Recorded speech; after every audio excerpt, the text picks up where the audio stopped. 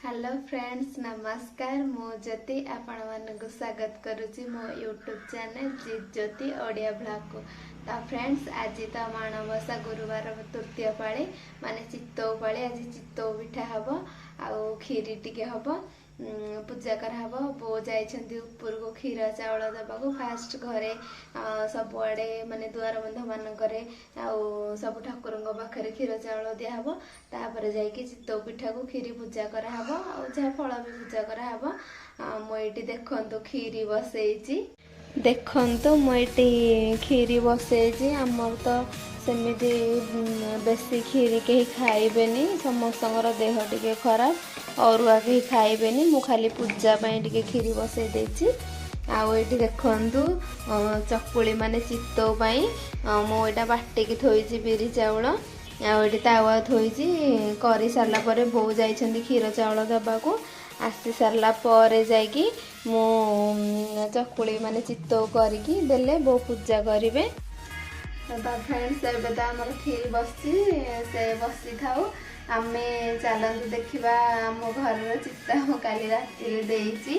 हमर तो दुआर मध मानक आगुरी आम नानी कलर चित्ता दे मु आसिया पूर्वर माने मो बाहागर पूर्वर सेगुड़ा तो अच्छी खाली चाउल चित्ता विधि बोली दुआर मध मानक मु खाली लक्ष्मीपाद दे देजी आउ दांड पटे माने आम दुआरे चित्ता देजी मु राति रे।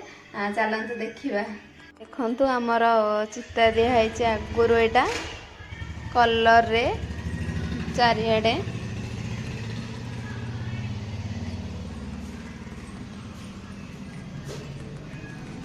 एटा मो दुकान। मु आपण मानकु दुआरटा देखे पारने कारण दुआर लोक अछंती गहली अछंती दुकान ने सेथिबाई।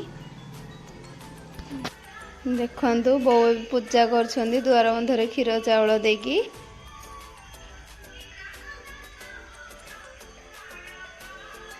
तापर आमर चित्तौ पिठा को खीरी ऊपर पूजा हब लक्ष्मी ठाकुराणी पाखरे। देखंतु आमर चित्ता दिखाई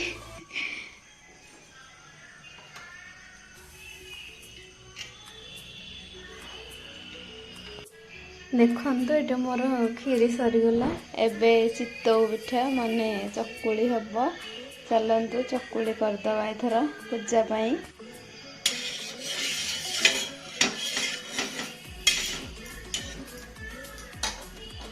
देखंतु एथर चकुली करवा पूजा पाई।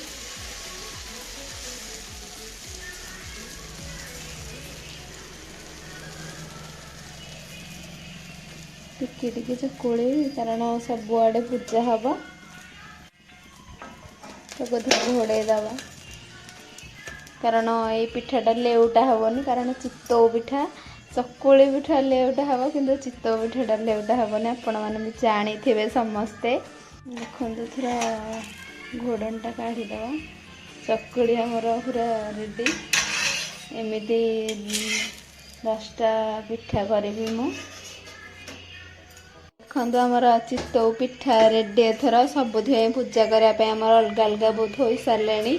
यहाँ महालक्ष्मी पाखे 5टा पिठा पूजा हम आईटा जो षठी बुढ़ी पाखे ये ईशाण तापर तला आम दुकान घरे तापर बारीपटे अच्छी अला को बेल गछ से सबुधि आमर रेडी पिठा पूरा थुआ सारा। चलते एथर पूजा करने को जावा एथर ऊपर को जावा आम चल ऊपर को पूजा करी। आम आसिक ऊपर पहुँची गलु ठाकुर घरे। एबे महालक्ष्मी घर पूजा हब आउ समस्त पाखरे सब ठाकुर पाखरे भोग थुआ पूजा कराहब। चित्तौ को खीरी अटकाली तो कराहलानी सेमती कहीं खाऊना बोली लास्ट पाली कराहब। देखंतु